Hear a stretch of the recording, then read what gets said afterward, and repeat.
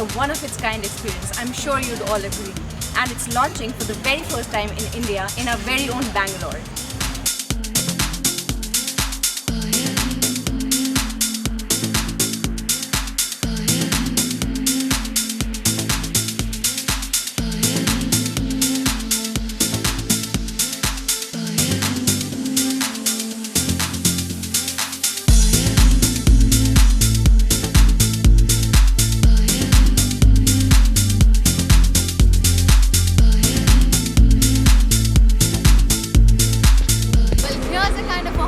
That Mumbai could have only dreamt of.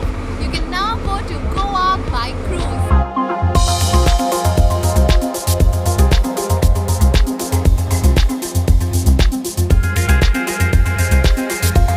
Built in Japan, Angria is a 7-deck passenger ship which is 131 meters long and can easily accommodate up to 350 to 400 people.